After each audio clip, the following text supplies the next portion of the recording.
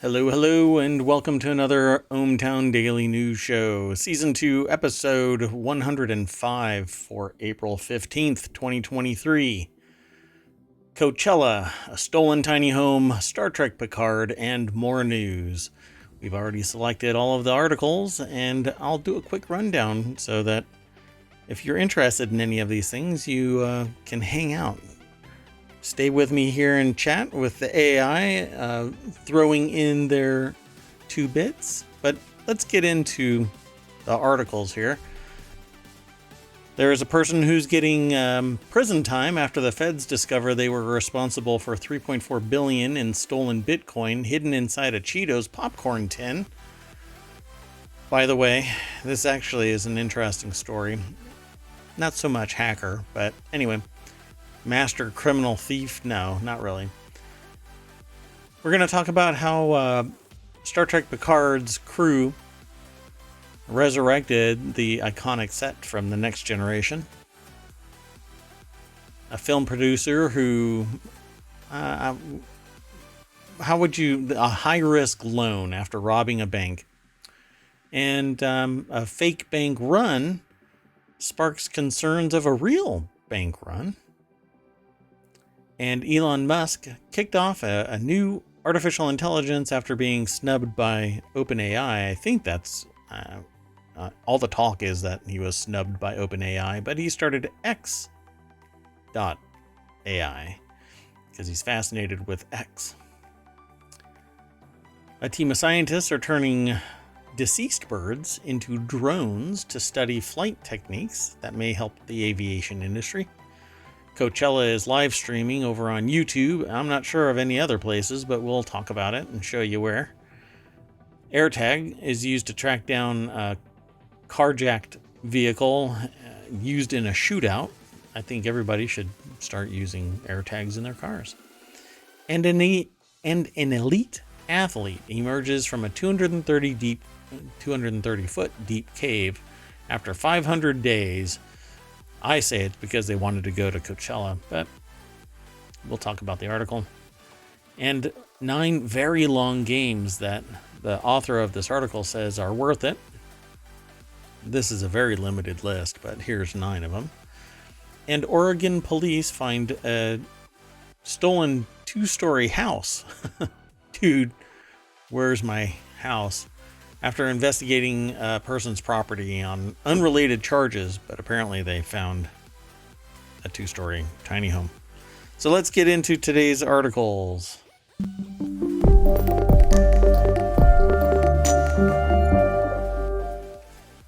Hello, I am Mayor Watt. That is ohmTown.com, and up there is the AI from on high. The one, the only, the AI just threw out emojis for yay, hands in the air kind of a thing.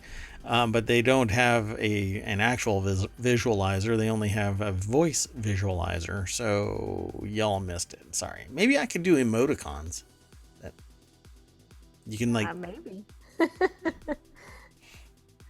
Good evening, ohmTown citizens.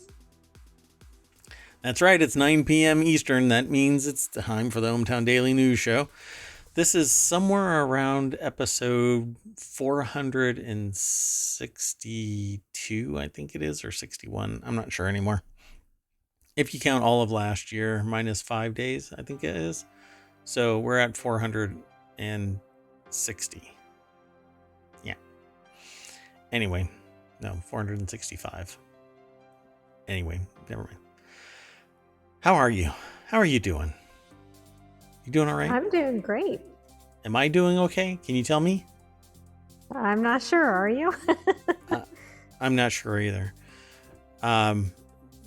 It's been kind of a day where not much has really gone on, but I feel really worn down, like I've been working all day, but not. Anyway, we're still working on elements within ohmTown, so if you see any changes or something slows down, nobody panic and run. It's just that there's some more evolutionary changes taking place within the back end of ohmTown, getting ready for additional modifications, hopefully around summer. we're doing the technical feasibility study and environmental impact studies on the changes that would be necessary within ohmTown. And since it's a government project, you need to do it all in triplicate and have outside contractors, write their proposals and put in for bids. And then we have to, never mind. We'll get it done. And hopefully it'll be a neat and exciting time for everybody who is using ohmTown on the regular. Okay, let's get into the articles because some of these are odd and some of them go, yeah, I can believe it. So let's go. The first one is in the ohmTown Daily News Show channel. That's this channel, but it's also a channel over on ohmTown.com. So a man gets prison time after feds discover 3.4 billion in stolen Bitcoin hidden inside a Cheetos popcorn tin, which is there Cheetos popcorn? I was not aware that there was Cheetos popcorn. I'm wondering if they're describing Cheetos improperly and it's just Cheetos. Right. Okay, so there is Cheetos popcorn, but I guess, are there tins? Does it come in a tin? Yes, no, I don't know. Maybe there are. Oh, there's like a bin. Oh, actually, yeah. It's not available. Maybe it used to be. Maybe it was bought a while ago. Oh, yeah, I guess so. It looks like you can still get them, maybe. Yeah, they're a holiday tin.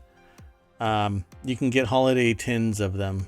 $27 right now on Amazon. This isn't a sponsored thing anyway, by the way. Although Cheetos, if you're interested, I really don't eat any Cheetos, but if they're in ohmTown, I'll eat them. That's kind of the standard, the status quo for ohmTown is if it's in ohmTown, it'll get eaten by the mayor. Not sure what kind of messaging that is, but anyway. I'm not either. James Zhang was storing billions of dollars worth of Bitcoin in both an underground safe and a Cheetos popcorn tin. Okay, wait. Isn't Bitcoin electronic? Yeah, it's a cryptocurrency, but you have to have a thing called a wallet. Right. The wallet was probably sitting on a USB drive, sitting in a Cheetos can that's sitting inside an underground safe. Maybe. What's interesting about this is that when they actually stole it originally, it wasn't worth $3.4 billion. But so here's the deal. Charles R. Davis over at BusinessInsider.com put the article together. Oh, it is that.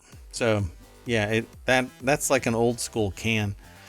Well, anyway, what they had done was they figured out.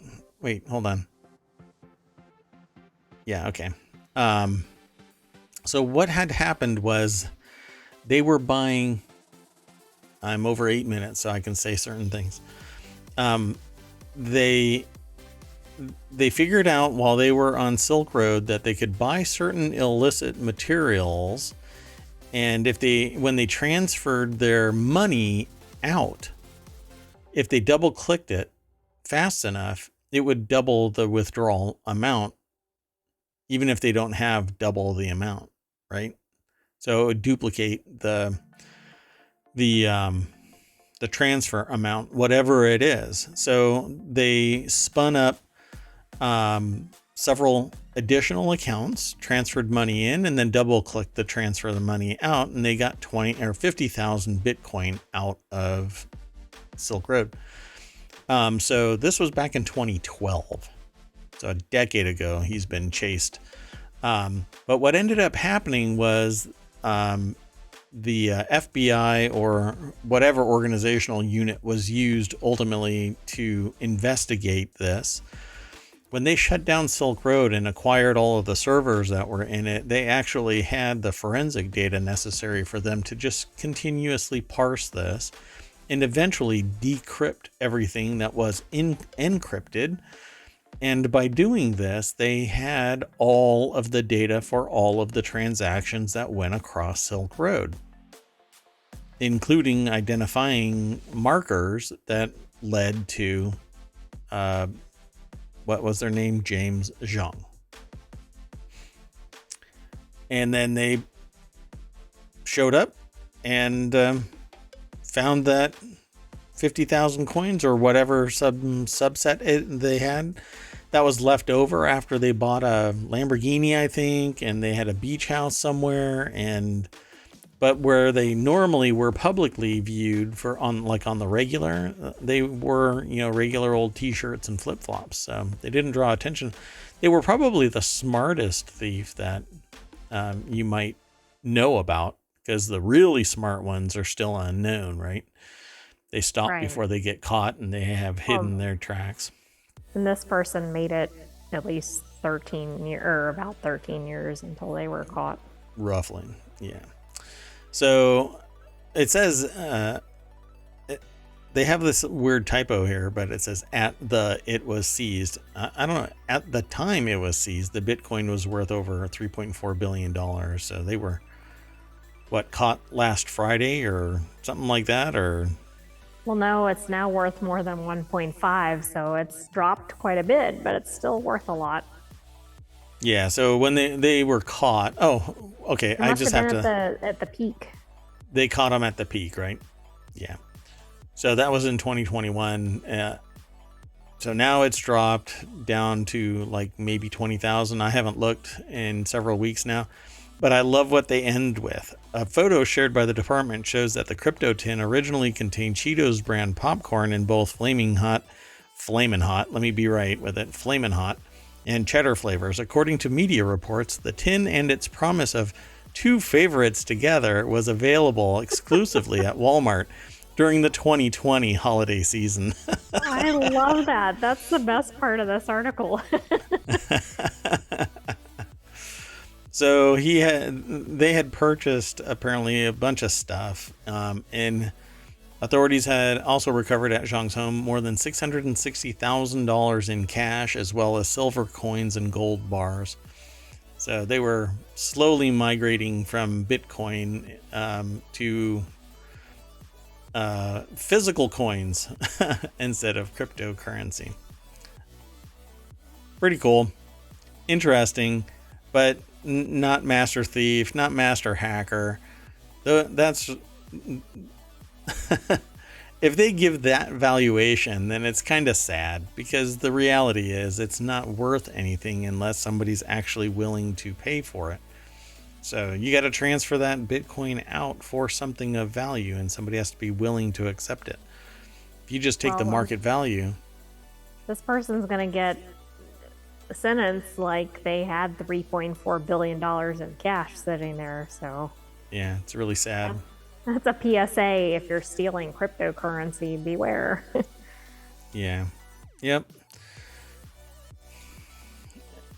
Okay, so what's really interesting is, where did all of that money, like it's cryptocurrency, got turned into real money?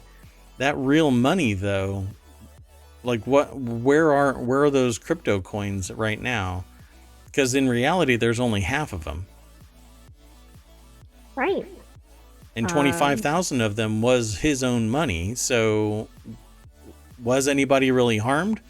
If they have 25,000 of the 50,000 still, then you just vaporize those 50,000, all of it. I mean, you're going to do it anyway, unless it becomes like a black site kind of thing. You know what I'm saying, though? I mean, the crypto isn't worth anything until it's transferred into real money or real product. So yeah, if they still have 25,000, then just who's really harmed here? If real money is still in play, who's actually harmed? I'm curious how this will play out and what the real argument in court is going to be. Yeah, and we don't even know if the cash is tied to the same scheme. Right. I mean, it might be. Right. Yeah, really interesting. I think it's sensational. You know, it's titillating. Oh, $3.4 billion. Well, now it's only 1.7. And even then, at the time and over time, yeah, it'll be interesting to look at the forensics, but I'll never be able to see the forensics of this case. So let's hustle on to the next article unless you want to throw something else in here. No. Gotcha. Okay, so before I actually move on, let me throw this into the chat. That's our first article for today, but you can always go over to ohmTown.showbot.tv and vote for the articles that we're talking about today. And there's the next one for the next discussion. This one is in the continuity report, which I am hoping that we can get all of our ducks in a row and actually kick this off, which basically we watch a show in real time and talk about it live on the stream. You won't be able to watch it, and it won't be like a watch party or anything like that, but we will talk about it, and you can actually we'll pause it and we'll talk about certain elements, and it'll be kind of like a watch party, but then we'll distill it down into a podcast form based off of the recording.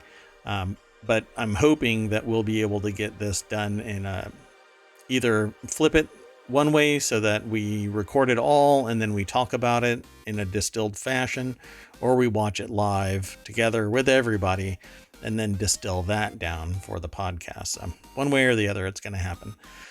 Now, I need to warn everybody because we're going to be talking about Star Trek Picard. It's still going, and there's only one episode left, and that episode is next Thursday.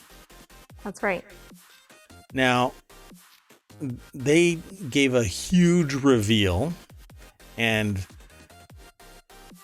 I'm afraid that during this discussion, this short discussion that we're going to have about this, because it's not really about Picard, but it's about the set. But during this scroll and during this talk, we might slip. So warning, warning, warning. Or there could be photos in the article. Right. So it says here, spoiler alert, this story discusses major plot developments in Season 3, Episode 9 of Star Trek Picard, currently streaming on Paramount+. All season long, the producers of Star Trek Picard have boldly pulled out all the stops to make the third and final season one for the books. And I can honestly say, and I think the AI will agree, that they certainly have done just that. Yes. I mean, the send-off that they are giving the cast of the Next Generation, there's only a couple of people that are missing, and I don't know if they'll show up in season 9 because one has actually passed away. Episode 10? Season 10, yeah. One has passed away. Huh? Episode 10. Episode 10. Sorry. The AI threw me an error message and I was like, what? I wish there would be 10 seasons. Not season 10. Episode 10, season 3 of Picard. So one person has said their goodbyes a long time ago in the grand scheme of the season and the series. And one hasn't shown up yet, as far as I know, for this season 3 of it. So we'll see if that actually happens. But everybody got a bite at the apple of the send-off of Star Trek The Next Generation. So let's go over to Variety, which is where this is. Oh no, I must have scrolled a little bit. Anyway, Scott Mantz over at Variety.com put the article together, How Star Trek Picard Resurrected an Iconic Set. And that iconic set is the original set of the Enterprise from The Next Generation, which was a unique set. It had the ability to separate into a saucer section and a battle bridge, and it actually crashed, destroying the bottom of the Enterprise. So the saucer is the only thing that could be resurrected, so to speak. There is a spoiler alert in the middle of this page. Yeah, there's a spoiler all over the place, but what's cool about this, so if you're, like I said, warning, warning, warning, don't look at the screen. Although, I mean, some of this is fine, but if you're reading the text, some things are going to be revealed. some pretty pivotal things are going to be revealed. So warning, warning, warning. At any rate, they built all 3 seasons of the set at the same time, knowing where it was going to end up. They knew there was no set. So there was no, the original set is gone. There were only sketches and recordings of the set. So something that I noticed that had never been done before were discussed in this article by the people that were putting it together, in that they upgraded the video portion of it, the electronics packages for all of these little stations, to use screens and real computers. And so they were able to enable certain functionality and certain actuations. So when I noticed something in the show, when they turned it on, you could see it light up in a completely unique way. It never really turned on in any of the other series.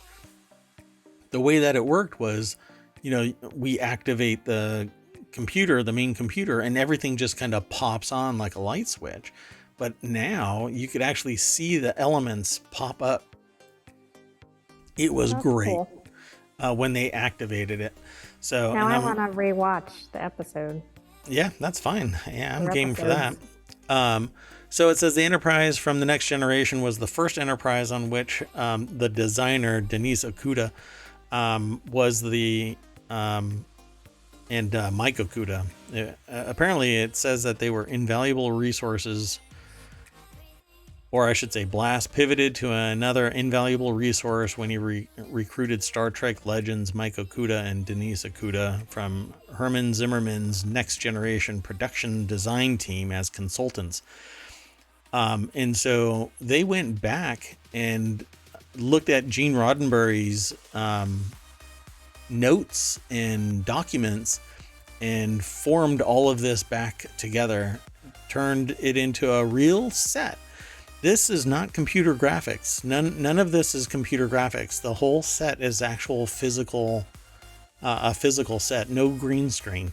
These are real computer screens with computers powering them. So it made it so much more legit, I guess you could say, So when the actors were standing at consoles, they were at real consoles. So That's it's really amazing. Cool. And the fact that it wasn't just brought back out from storage or whatever. Yeah. That's pretty crazy. So, and this is the part where I was really fascinated by this. They said, we were doing all of the interiors of the Starship Titan, like the bridge, transporter rooms, crew quarters, hallways, sick bays, at the same time as building the Shrike, Daystrom Station, and I won't say it. And apparently this ship as well. So all of it was real LCARS panels, and this is what it looked like. So, like always, I don't go through everything bit by bit for this show. I encourage you to follow the link and go over to the variety.com site and suss out the minutia that you will appreciate from your particular perspective, because mine is, I want more Star Trek. I just want more. And I don't want it to always be, I want it to be like the original series, but with the high-tech side of things. So it doesn't look old school. It's like amped up, but old school. Yeah. I just want it kicked up to modern technology, and not green screen as much, although I really do appreciate green screen for what it affords.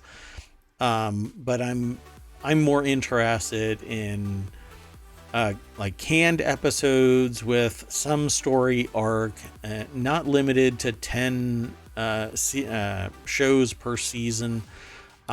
It doesn't need to be this dark and gritty like what we are witnessing now with the latest iterations of Star Trek. But maybe the new show, Strange New Worlds and others that are coming, will be a little bit more lighthearted. I would love to have a humorous Lower Decks, but real world, not animated. But I love Lower Decks. So there is talk, though, of the Upper Decks, and a show basically focusing on the life of the officers, not just in the performance of their duties, but in just like Lower Decks. Okay. Is it going to be animated also? No, it'll be live action. I think that we talked about something like that early, maybe a couple of days ago. As a matter of fact, I thought we talked about that show because there's some talk about a couple of things coming out. Sorry. Yeah, there are nothing to be sorry about. There are some new Star Trek shows coming out that hopefully I want 9 years. I want a decade of Star Trek, right? I don't want just 1 season, 3 seasons, an oops kind of a thing. I want long form storytelling. So I hope that all of this grabs onto and reforms what could be the next generation. I think it will. I think it's drawing new viewers that maybe have never watched Star Trek before. I hope so. The people that I've spoken to recently about Star Trek, they don't watch it, and these are not ohmTown citizens. Because the mayor goes out and interacts with people that are outside ohmTown and tries to expand ohmTown's influence, and hey, come over and visit ohmTown. It's a great community. Well, these are people that are half the age of Mayor Watt, and they don't know for Star Trek. They're missing out. Yeah. So, well, here, good luck. So, without more, I will end up giving this away. So I'm gonna basically tell everybody to come on back. I wish I would have put a spoiler alert kind of thing up there. We'll have to do that. But yeah, unfortunately, I could have spoiled things for people. So let's move on to the next article. Sound good? Sounds great. I think you gave plenty of warning about the spoilers. All right. Unless they came in 12 minutes ago. Okay, so the next article is over in the Daily News Show as well. A film producer who robbed a bank in Florida after running out of money for a movie was jailed for 10 years. What's really interesting about this is it isn't their first time. And I think this is the Clyde to the Bonnie from the other day, who had robbed 2 other banks as well and was really nice about it. I wonder if they both wanted to just live the old life again, rob it again, but they couldn't. The one was in one state and one was in another state, and they just called each other up and said, hey, do you want to rob a bank together? But not. Maybe so. So the film producer was jailed for 10 years after robbing a bank in Belle Isle, Florida. I don't know how to pronounce their first name. Nako or Nako? I don't know how to pronounce their last name. Anyway, I think it's Nako. Ray Brown said he stole about $4,300 from the branch after running out of his money for his own film. He was already on parole for serving most of the 25-year sentence for 3 previous bank robberies. Sometimes, you rob one bank, you just can't stop. I had to look up where the other robbery was, just out of curiosity. Where was it? In Missouri. It was in Missouri. Gotcha. So Ryan Hogg over at BusinessInsider.com put this article together, and here is Ray Brown robbing the bank. Very subtle. This is a big guy. Anyway, that's all there really is to this. Unless you want to, I think this is a Fez making video over here, but I get distracted. No connection to the robbery. No, I don't have anything to add on this. A witness saw Brown in a nearby gas station where he changed into clothes he'd earlier stashed there. The Belle Isle Police Department was tipped off about Brown's movements and quickly tracked him to the hotel where he was staying. Look at that. He would have got away with it too if it wasn't for those darn observant people. Oh, and then they found the note used in the robbery and the cash in the hotel room. And they found the disguise in the gas station restroom, so... Wow, he couldn't even go. It wasn't me. Wow. So the 10-year sentence included 8 years for the bank robbery and 2 years for breaking parole tied to previous bank heists. I don't know. Maybe he just liked being inside. That could be it. Okay, so the next article is over in the Daily News Show channel as well, over at ohmTown.com. Fake bank runs spark fears of real panic. So in the near future, this is a little snippet from this article. In the near future, you will be able to create more realistic images faster and more easily, one expert told Newsweek. So when you're reading this title, you think, what the heck is this all about? A fake bank run causing fears of a real panic.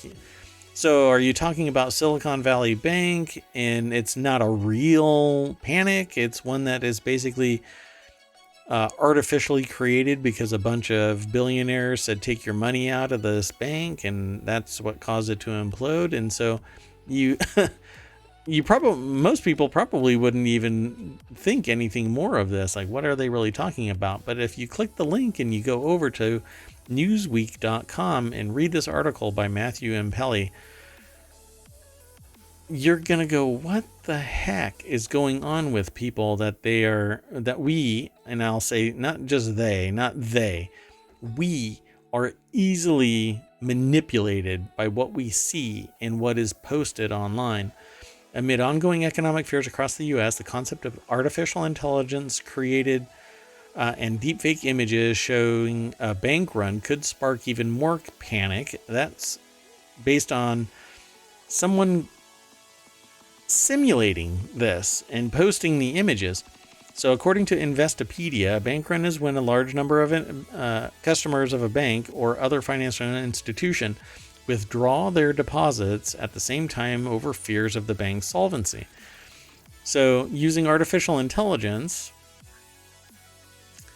they recreated things like this Silicon Valley Bank in the bank run that was created by a few people moving large amounts of money out of the system, and that word of mouth led to a whole bunch of other people taking their money out, and then more people took their money out, because when you walk up to a bank and you see a line of 50 people, you say, hey, what's going on? And they say, well, there's a run on the bank because it's going to close and you're not going to get your money out because it's not FDIC insured. So what a deep fake bank run image looks like. So these SUNY Empire Innovation professor and other worker researchers from the Department of Computer Science and Engineering at the University of Buffalo created deep fake images of a bank run using DALL-E 2, operated by OpenAI, and provided them to Newsweek. And in the images, individuals can be seen lining up at banks that do not exist, similar to the photo of the line of SVB. So you post those and people will freak out, because all you have to do is create the environment for panic, and then the panic becomes real. Right. So then you actually create the story that you're fabricating. Correct.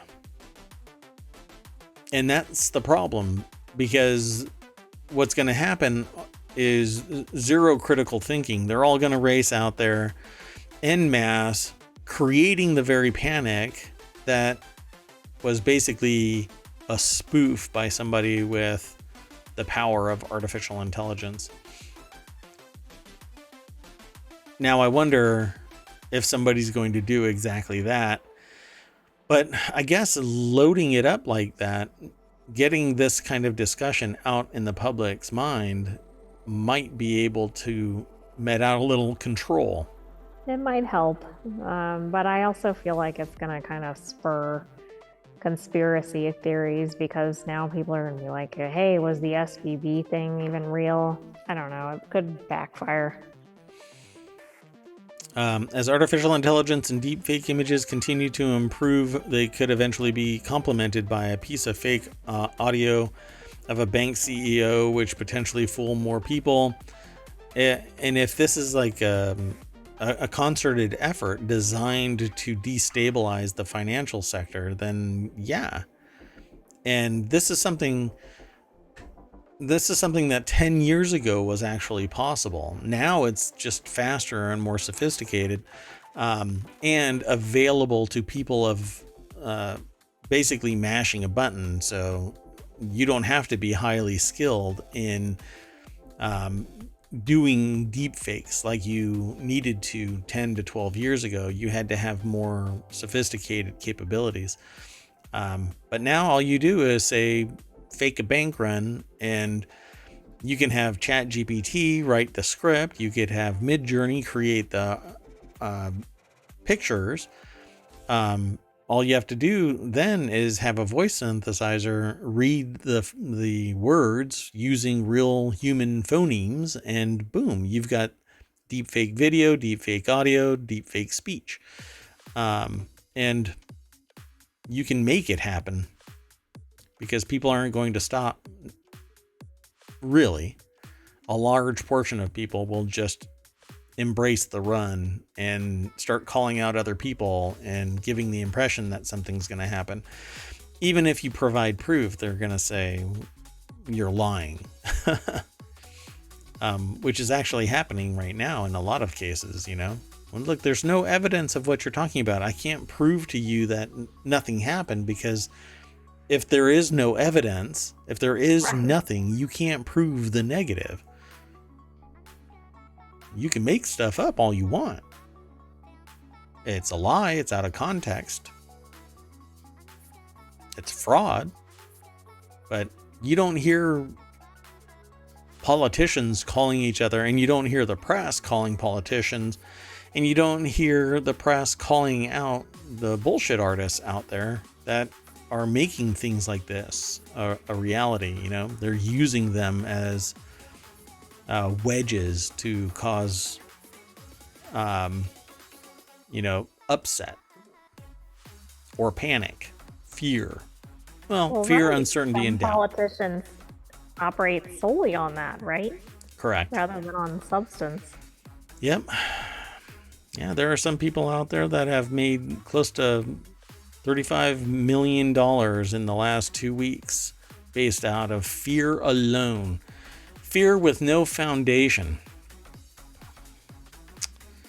Okay, well, let's keep on hustling through these articles. The next one is Elon Musk founds new artificial intelligence company called X.AI. This article is over in the Mobile channel, but it's aggregated from The Hill. Twitter owner Elon Musk has founded a new artificial intelligence company called X.AI. According to a Nevada business filing from last month, the filing dated March 9th lists Musk as the company's sole director and Jared Birchall, who manages Musk's family office, as its secretary. But why isn't there a conflict of interest? Because didn't he just today have like a live session with OpenAI developers? So what is X.AI? Right, and how does it relate? Are they a competitor of OpenAI, etc.? Yeah, I haven't done a deep dive into this yet, but Nick Robertson over at thehill.com put this article together and is talking about the fact that X.AI exists. And Musk had previously said that, it's a horrible thing. There needs to be a moratorium on AI and put the brakes on it and whatever else. So Musk is listed as a co-founder of OpenAI, one of the leading artificial intelligence firms, but left the company in 2018 after a reported internal power struggle where at least he lost this one versus Tesla. He reportedly sought to build a rival OpenAI, recruiting artificial intelligence engineers for a new venture for months. Artificial intelligence has become a hot market in recent years, according to this article, with Microsoft investing up to $10 billion in OpenAI and other tech giants in Google and Amazon. Amazon actually listed themselves as involved in OpenAI recently. I just think that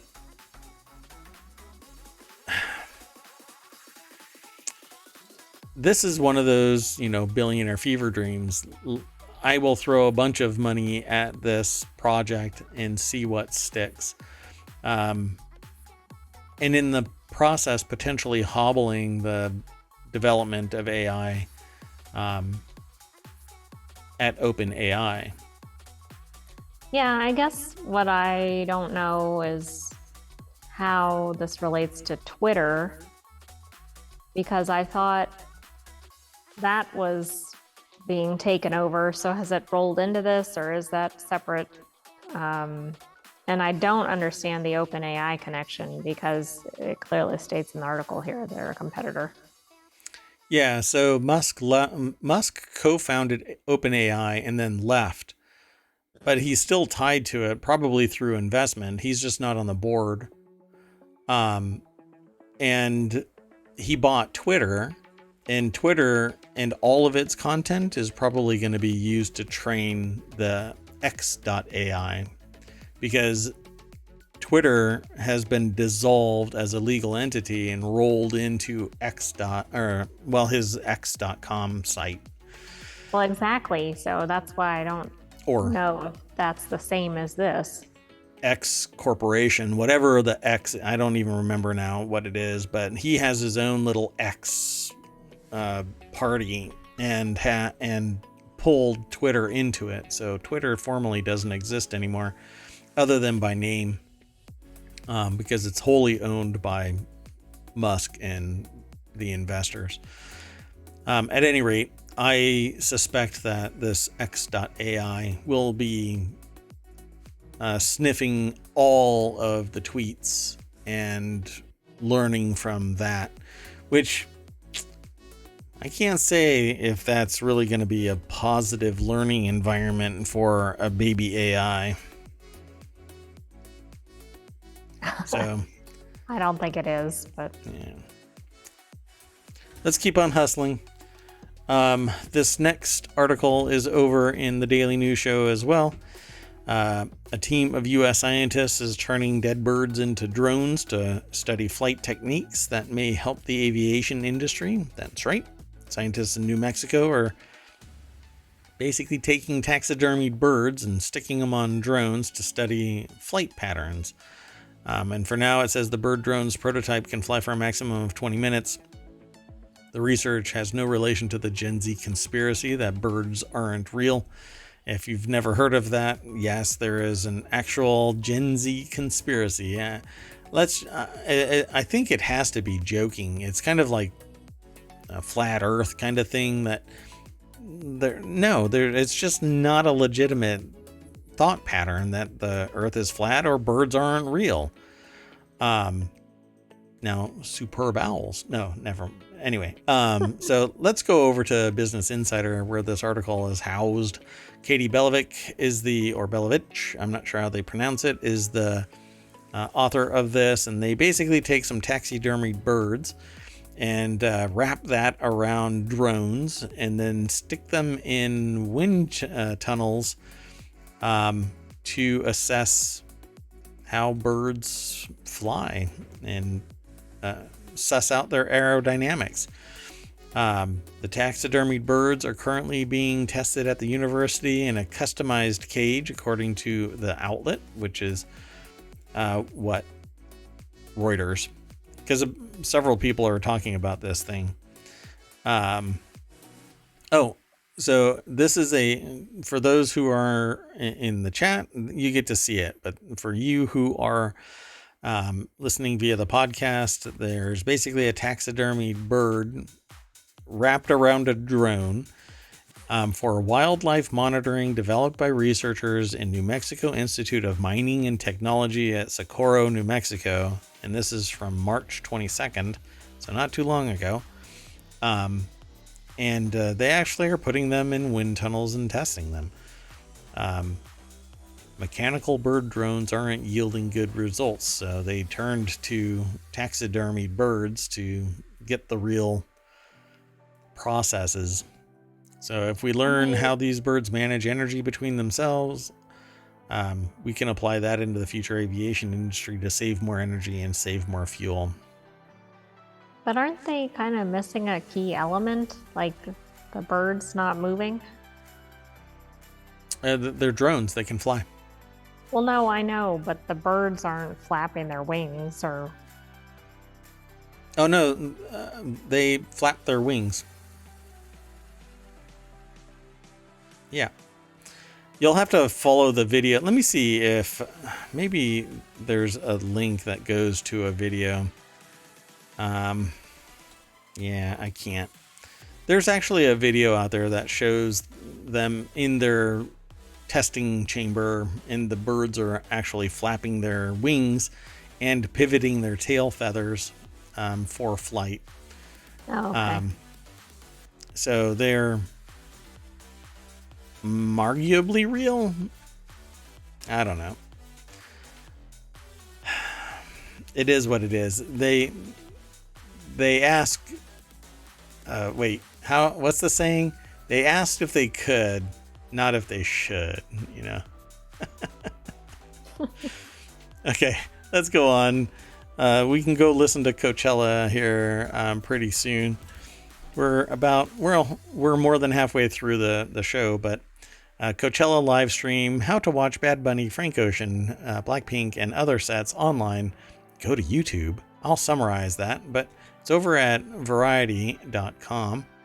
McKinley Franklin is the author, and Coachella is live streaming on YouTube. It's apparently the next best thing to being there. There's no crowds, travel, heat, or dust unless you want them, and you've got the best seat in the house.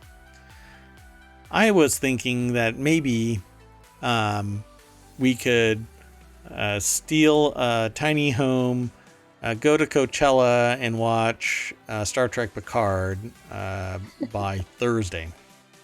What do you think? Sounds fun. So this Friday, the 22nd edition of Coachella will kick off with the first of 2 weekends at the Empire Polo Club in Indio, California. Yeah, okay, this article's from last night. It started yesterday. Yeah. As in other recent years, Coachella 2023 will be available to stream online via its official YouTube channel on the first weekend. And the good news is that this marks the first time. They have a typo here. Marks the first time. The second weekend will also have just an extensive slate of streaming instead of just selected highlights, which is awesome. Another new thing that happened, well, it might happen today, but last weekend, SNL streamed the monologue for the first time. Oh, live?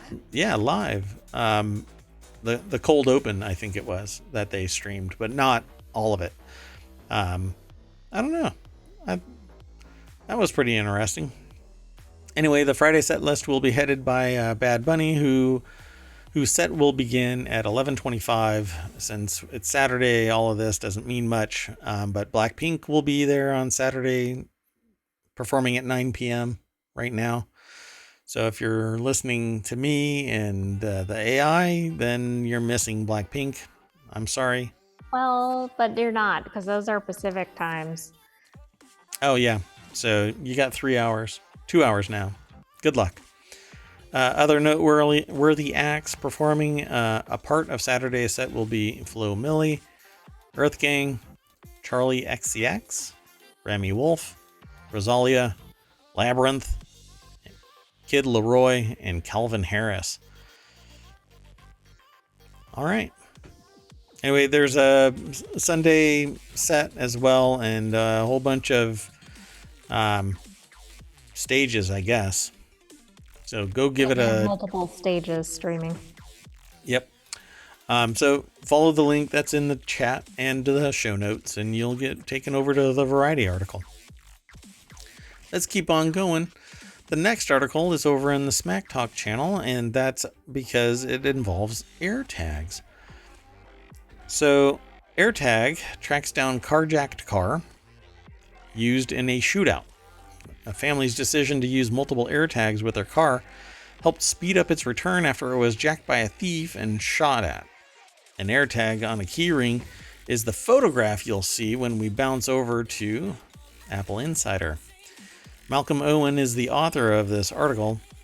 And in the case of one family in Washington, D.C., their preparedness helped keep their vehicle trackable despite attempts by the thief to evade tracking. The Settler family was carjacked by a man with a pistol in southeast D.C.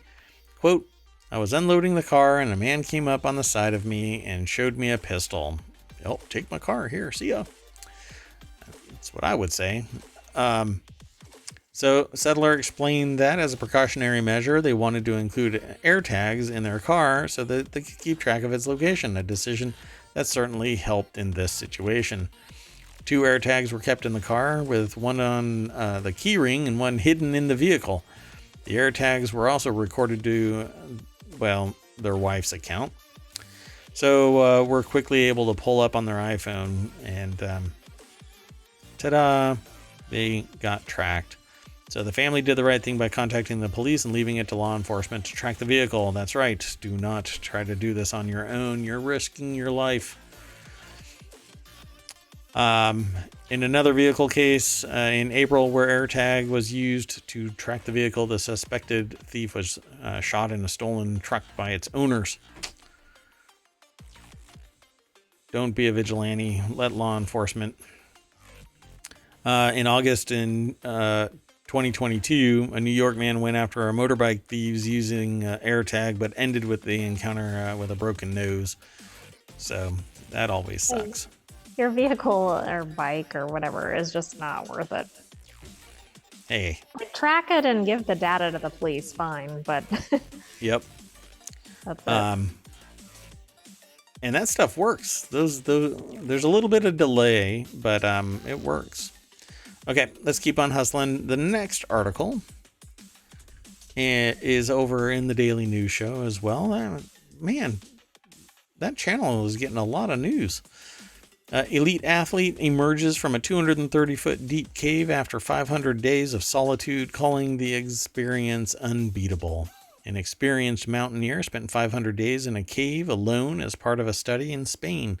Beatriz Flamini emerged on Friday, telling reporters she had lost track of time in the cave before going underground in 2021. Flamini said she did not want to know what was happening in the world outside. She spent 500 days in this cave.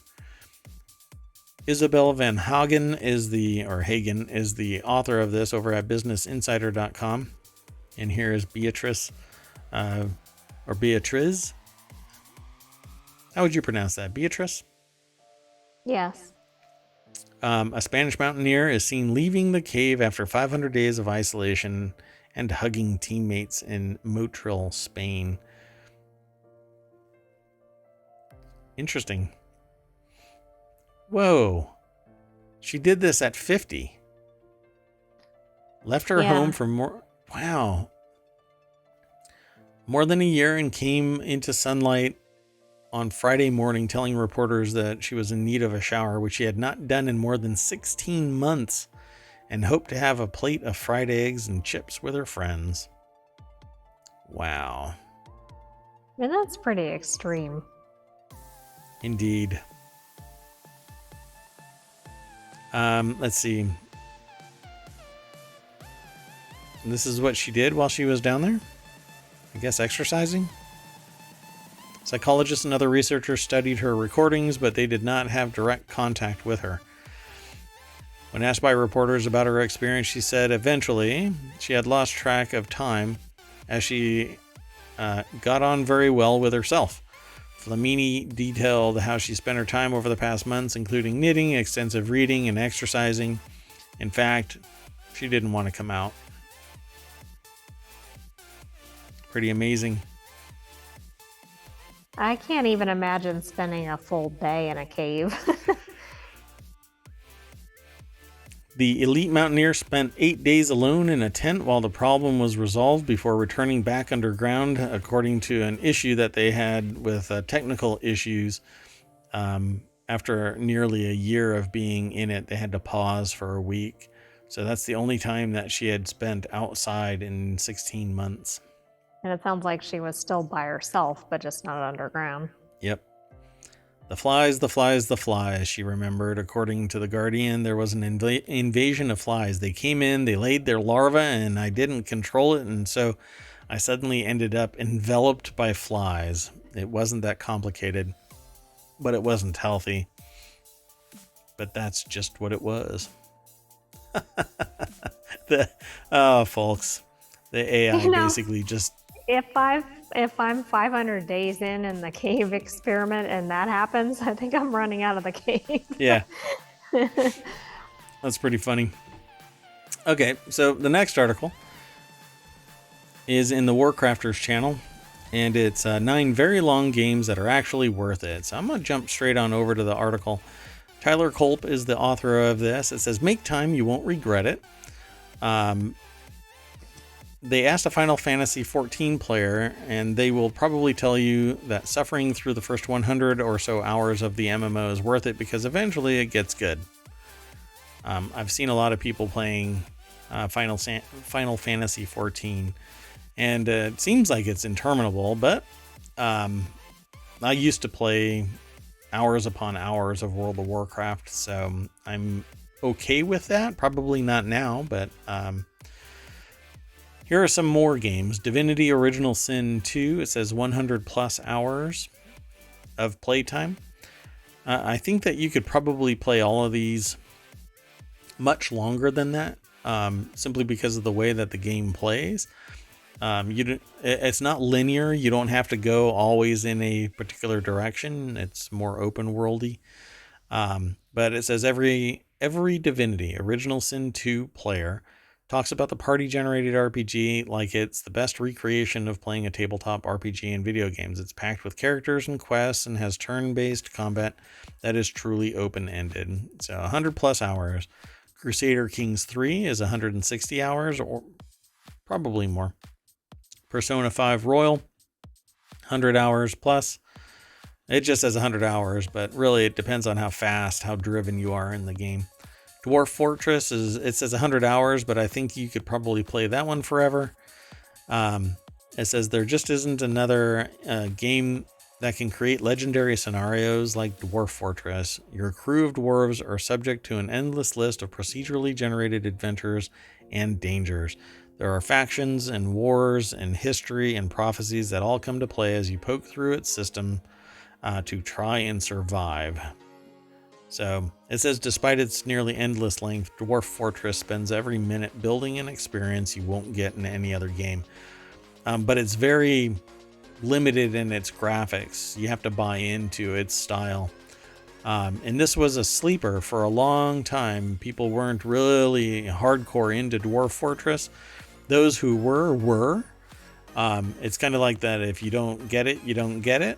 And that's how it applies with Dwarf Fortress. And then all of a sudden it ended up on Steam, I think it was.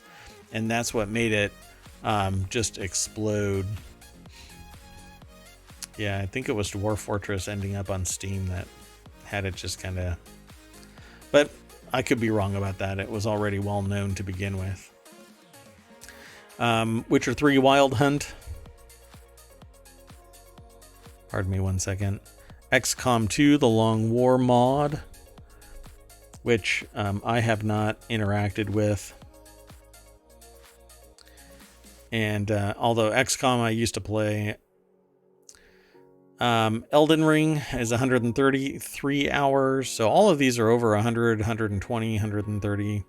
And then Stardew Valley, which says 150 hours. You could probably do that same thing with Stardew Valley that you do with Dwarf Fortress and play it forever. And then finally, Pathfinder Wrath of the Righteous, which is on Twitch a massive hit. So party-based RPGs in the Baldur's Gate tradition tend to go long, and Divinity Original Sin 2 is a perfect example. And this is Pathfinder Wrath of the Righteous that extends quite a while. If you're into that style of game, it's turn-based, strategic. I like open world first-person shooter, base builder kind of games. So I probably won't play many of these. At any rate, this is over at PC Gamer by Tyler Culp. And again, it's 9 very long games that are actually worth it. I mean, how long is a typical game? Because I don't think if you really like the game and you're not playing multiple games, these don't seem like a long period of time to play them. Oh, that's interesting. That's interesting that you have that take. 40 to 60 hours is pretty long. Basically $1 an hour is kind of a typical thought pattern for a game. But then you end up finding these games like Vampire Survivors where you can play it for 100 hours and never complete it, and it's $6. But it has such a great feel to it, a great mood that's created. The world building is enough to engross you and play it. And there's another one that I just saw today. Oh, now I'm gonna have to.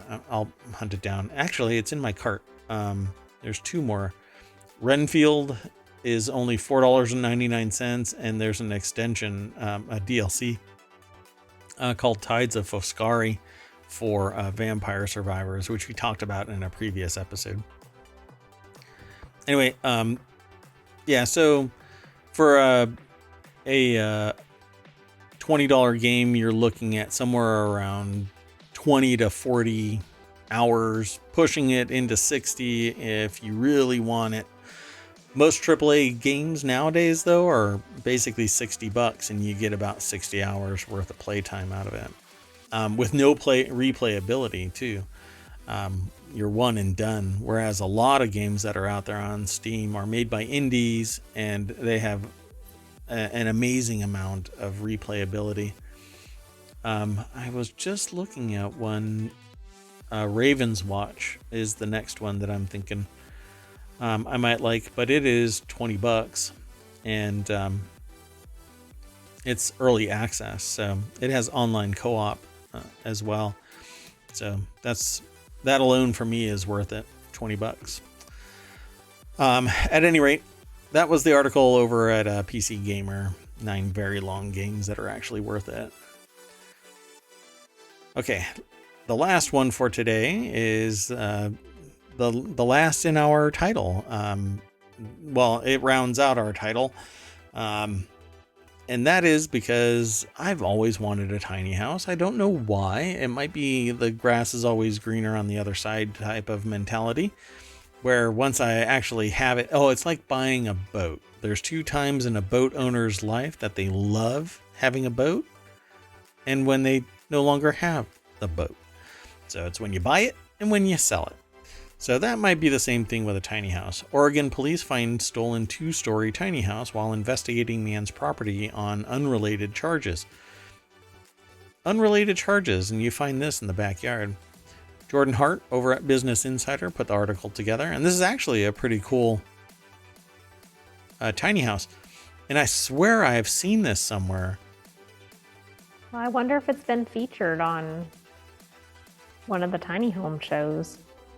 So Jordan Hart over at Business Insider put the article together, and it has this photograph right on the front of a black and red tiny house. It's 2-story-ish. They actually have to fit a certain height dimension to count as a tiny house. It looks like it has a deck on the second floor. And this is that, what do they call it? Shoshugiban, like torched wood siding. And I swear I've seen this somewhere. But I'm not really prepared, so I'd have to go and hunt this down and see. But I swear it's from a YouTuber that put this together. Odds on you won't be able to find it if you search, but I thought a YouTuber had put it together. So when the deputies from Benton County Sheriff's Office went to investigate an Oregon man's property, they found a rather large missing item in his property or in his possession. Police were investigating 21-year-old Bo Dale Monroe in March on 5 criminal charges, including theft, when they discovered a 2-story tiny house that resembled a home that had been reported stolen in a city less than 10 miles away. So it was a 1979 Corsair trailer coach travel trailer that had been converted into a 2-story living space, and its owners reported it stolen in January. Pretty interesting. Officers said they might have never found this. It's just kind of happenstance. Yeah. Because there were 3 other charges.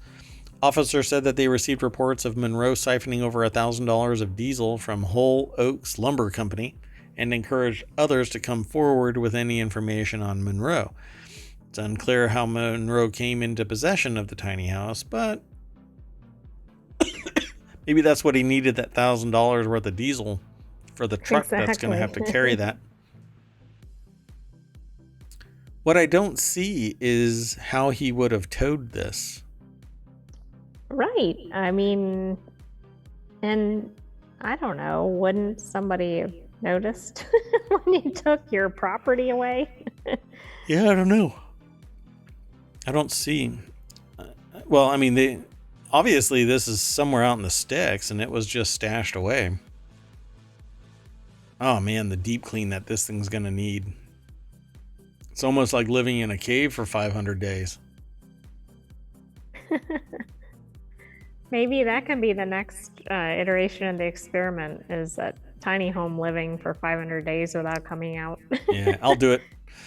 Okay, so that's it for today. We hit our articles. So let me bring you back to the welcome sign of ohmTown. You mash that little logo there and it refreshes and throws up a bunch of articles. I was right, 34 million. Thought it was 35, but okay. How about that one? Emu leads owner and police on a slow speed chase. Okay, I like that. Although emus are kind of terrifying. A local man's pet emu escaped and prompted a slow speed police chase to capture the giant bird.